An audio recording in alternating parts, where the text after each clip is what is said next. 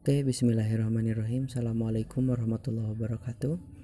Bertemu lagi dengan saya Fikri Akbar Fitriansyah di mata kuliah Teknologi Pangan Fungsional. Dan pada kesempatan kali ini saya akan mempresentasikan tentang peran antioksidan dalam buah dan sayur untuk kesehatan. Nah, jadi sebelumnya perlu kita ketahui bahwa di tengah pandemi ini, COVID-19 ini, banyak orang yang sudah dirumahkan kerjanya, banyak orang yang sudah dirumahkan segala aktivitasnya. Tetapi masih ada sebagian orang yang masih harus keluar rumah, masih harus kerja keluar. Nah, dan inilah mungkin yang akan kita bahas, yang menjadi latar belakang mengapa saya mengangkat peran antioksidan dalam buah dan sayur untuk kesehatan. Jadi latar belakangnya, kehidupan masyarakat hari ini tidak bisa terlepas dari berbagai aktivitas di luar dan di dalam ruangan dengan waktu yang sangat padat. Ya, kegiatan ini berpengaruh terhadap pola hidup sehat masyarakat yang kemudian sangat rentan mengalami berbagai macam penyakit. Salah satu yang dikhawatirkan adalah terpapar oleh radikal bebas yang diakibatkan oleh serangkaian aktivitas di luar maupun di dalam ruangan.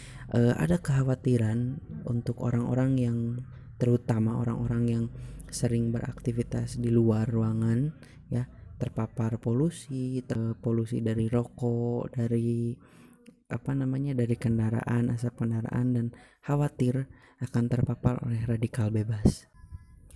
Nah, sebelum kita melanjut ke pembahasan yang lebih dalam, kita perlu ketahui dulu apa itu radikal bebas. Nih, radikal bebas merupakan atom, molekul atau senyawa yang dapat berdiri sendiri, mempunyai elektron yang tidak berpasangan. Oleh karena itu, radikal bebas bersifat reaktif dan tidak stabil. Elektron yang tidak stabil itu berusaha berpasangan dengan zat dalam tubuh seperti protein, lemak, maupun DNA. Sayuti dan Yandrina 2015. Radikal bebas itu adalah sebuah molekul yang memang kehilangan satu elektron. Ada satu elektron yang tidak berpasangan, dan itulah yang menjadi masalah. Mereka akan mencari pasangannya dengan sel yang ada di dalam tubuh. Jadi ketika radikal bebas masuk ke dalam tubuh kita, nah dari situlah radikal bebas akan berikatan dengan sel-sel yang ada dalam tubuh, berpotensi akan menyebabkan penyakit-penyakit yang lainnya. Dari mana sumber radikal bebas? Ya, dari dalam tubuh. Ini bisa terjadi karena reaktif oksigen spesies atau ROS, itu karena kelebihan oksigen yang dihasilkan dari proses metabolisme, ya. Yang kedua, hasil reaksi pembentukan energi. Nah, ini juga sama. Jadi, energi yang dibentuk oleh tubuh itu akan menghasilkan oksigen yang reaktif. Oksigen yang reaktif ini kemudian nanti disebut dengan radikal bebas, ya, yang akan menyebabkan reaksi oksidatif yang berlebih dalam tubuh. Yang kedua, dari luar, tentunya dari polusi, alkohol, dari rokok, dan pola makan yang tidak sehat pun itu akan membentuk radikal bebas, ya. Yang selebihnya ada dari radiasi, obat-obatan, dan sinar X. Kita kenalan juga apa itu antioksidan. Menurut Wahida, antioksidan adalah senyawa yang dapat menunda, menghambat, atau mencegah oksidasi lipid atau molekul lain dengan menghambat inisiasi atau propagasi dari reaksi rantai oksidatif. Nah, antioksidan merupakan senyawa pendonor elektron atau reduktan. Senyawa ini mampu menginaktivasi berkembangnya reaksi oksidasi dengan cara mencegah terbentuknya radikal dengan mekanisme mengikat radikal bebas dan molekul yang reaktif. Akibatnya kerusakan sel bisa dihambat. Nah, bisa dilihat di gambar yang ini. Nah, antioksidan itu yang kuning. Ketika yang merah, radikal bebas itu berusaha berikatan dengan sel atau dengan protein yang ada dalam tubuh, maka antioksidan hadir memberi pegangan atau pasangan kepada radikal bebas supaya radikal bebas itu tidak mengikat ke dalam sel atau mengikat sel dan protein dan lemak atau DNA yang ada di dalam tubuh. Seperti itu, teman-teman. Kita akan membahas tentang permasalahan apa sih yang akan diangkat di proyek middle semester ini, ya. Yang pertama, tentu berawal dari kekhawatiran bahwa masih banyak orang-orang yang harus kerja di luar gitu. Sementara yang lainnya sudah dirumahkan, tapi ini harus bekerja di luar gitu kan. Nah, itu akan rentan sekali terpapar oleh virus dan juga radikal bebas. Nah, maka dari itu kita perlu solusi nih gitu. Kita perlu solusi yang bisa memanfaatkan bahan-bahan pangan yang ada di sekitar kita. Salah satunya adalah sayuran dan buah-buahan ya, yang terkenal banyak mengandung antioksidan yang alami yang bagus untuk tubuh gitu. Nah, mari kita masuk ke pembahasan ya. Sayur dan buah merupakan makanan yang terkenal sehat dan mengandung banyak antioksidan alami yang bisa dimanfaatkan. Ada satu penelitian yang dilakukan oleh Mariani dan kawan-kawan tahun 2018 ya. Diketahui bahwa semangka ya, sebagaimana kita tahu semangka kan banyak didapatkan ya di tukang rujak, pasti ada semangkanya ya. Nah, diketahui bahwa semangka merupakan jenis buah yang tergolong memiliki antioksidan alami yang sangat kuat, yang memiliki aktivitas antioksidan dengan nilai IC50-nya itu di bawah 50 ppm, yakni 16,62 ppm. Artinya dengan kadar yang sebegitu sedikitnya pun kita bisa menghambat 50% radikal bebas di dalam tubuh ya.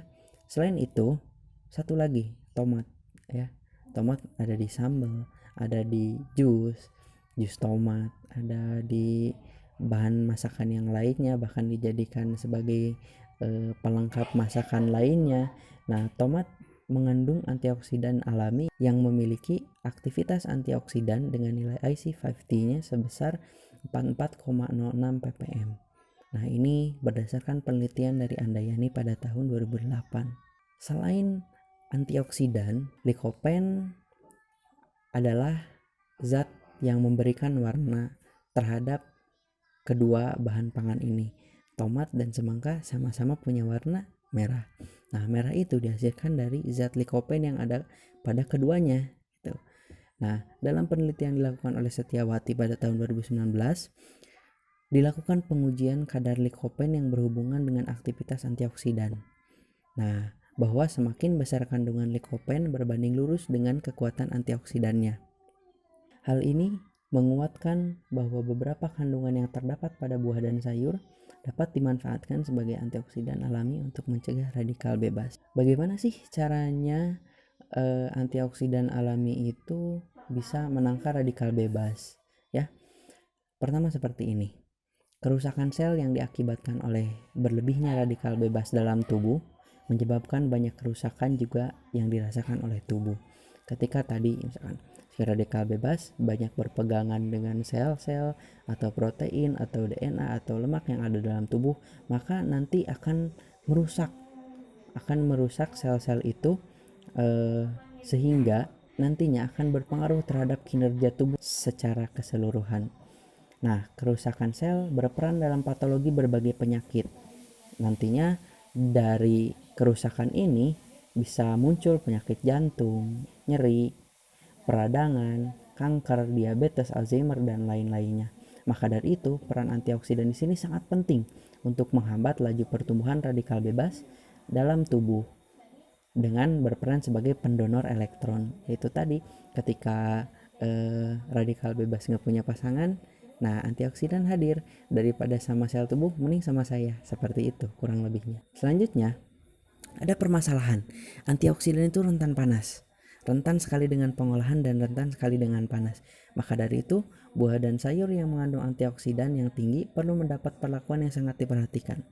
Perlu diingatkan bahwa mata kuliah ini adalah mata kuliah pangan fungsional, jadi kita bukan hanya mencarinya, oh ini ada antioksidan dari buah dan sayur ini, tapi kita juga perlu memanfaatkan kedua komoditas ini menjadi pangan fungsional, pangan yang mudah didapat oleh masyarakat, bergizi tinggi, dan bisa dikonsumsi secara terus-menerus. Nah, semangka dan tomat merupakan komoditas buah dan sayur, bisa dimanfaatkan sebagai salah satu makanan fungsional yang kaya akan nutrisi. Pemanfaatan ini bisa dilakukan dengan membuat sediaan ekstrak buah semangka dan tomat yang minim mendapatkan perlakuan proses produksi agar tetap menjaga berbagai kandungan nutrisinya. Jadi bisa dibikin jus atau dibikin ekstraknya untuk dilarutkan ke dalam minuman-minuman lain, dan itu minim sekali perlakuan yang dapat merusak antioksidannya. Seperti itu. Jadi kita sedang berbicara tentang bagaimana kita menggali potensi antioksidan yang ada dalam sayur dan buah, kemudian kita transformasikan ke dalam pangan fungsional agar bisa dijangkau dan maksimal pemanfaatan kandungan yang ada di dalamnya. Jadi kesimpulannya, yang pertama, antioksidan merupakan senyawa yang dapat mencegah terjadinya pertumbuhan radikal bebas dengan cara berperan sebagai pendonor elektron agar radikal bebas tidak berpasangan dengan sel di dalam tubuh.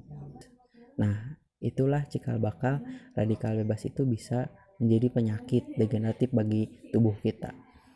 Yang kedua, apa nih pemanfaatannya? Kita manfaatkan dari komoditas buah dan sayur, yakni semangka dan tomat, ya, yang terbukti memiliki aktivitas antioksidan yang tinggi, masing-masing 16,62 ppm dan 44,06 ppm.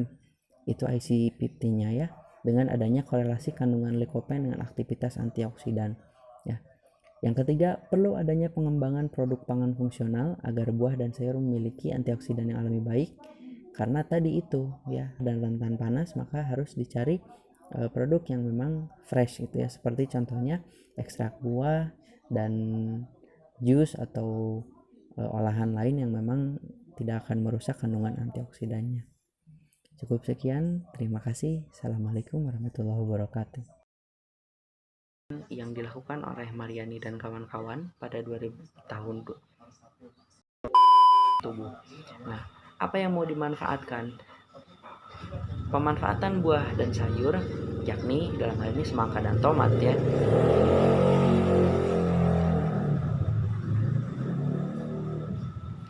Jadi kesimpulannya, yang pertama,